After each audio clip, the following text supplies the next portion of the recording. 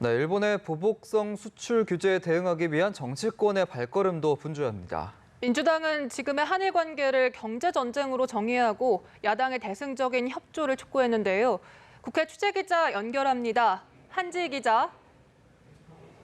네, 민주당은 한일 경제전에서 반드시 승리할 것이라고 강조하며 아베 정부의 행태를 결코 용인하지 않을 것이라고 단언했습니다. 이인영 원내대표는 정책조정회의에서 우리 경제의 펀더멘털, 즉 기초 체력은 굳건해 쉽게 무너지지 않을 것이라며 민간 기업이 총력 대응하고 있는 만큼 한층 더 강력해질 것이라고 주장했습니다. 이어 한국과 일본의 기술 격차가 50년이라는 일부 주장은 가짜로 판명났다며 일본의 경제 보복 조치에 따른 우리 경제에 대한 지나친 불안감도 경계해야 한다고 말했습니다.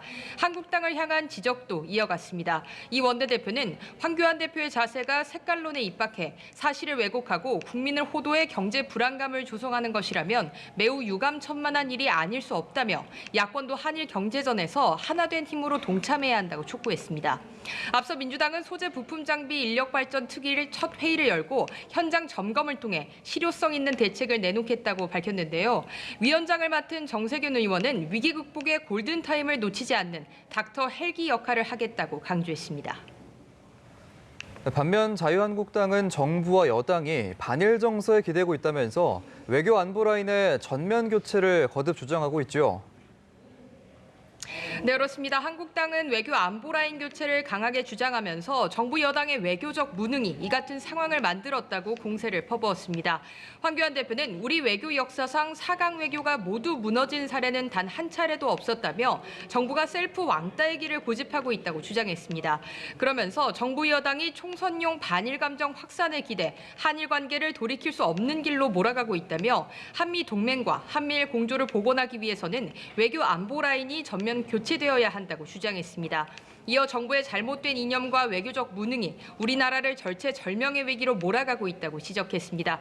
이달 중 단행할 개각에서 조국 전 청와대 민정수석이 법무부 장관으로 거론되는 것과 관련해서도 강하게 반발했는데요. 나경원 원내대표는 부적격과 면죄부 인사라며 신독재 완성을 위한 검찰 도구화 선언이라고 밝혔습니다. 문정인 대통령 외교안보 특보가 주미 대사 내정자로 거론되는 것에 대해서도 극히 위험한 인사라며 한국과 미국이 멀어져가는 신호가 보이고 있다고 지적했습니다.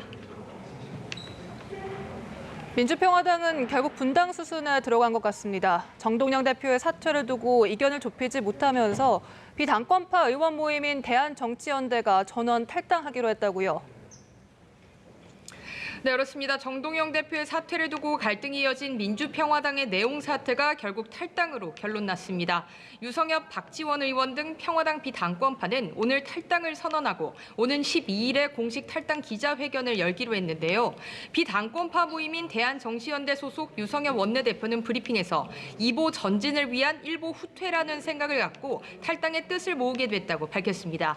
앞서 당권파인 정 대표와 비당권파 측은 어제 오후 막판 추가 협상을 벌였지만 정 대표가 사퇴를 거부하면서 이견을 좁히지 못해 분당 수순을 밟게 됐습니다. 바른미래당 소속이지만 평화당에서 활동하는 의원까지 포함해 평화당 16명 중 10명이 비당권파인데요.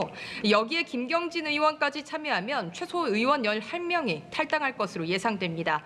이들은 대한정치 명의로 국회에 비교섭단체 등록을 한 뒤 당분간 제3지대 창당 시기를 살필 계획입니다. 지금까지 국회에서 연합뉴스TV 한지입니다.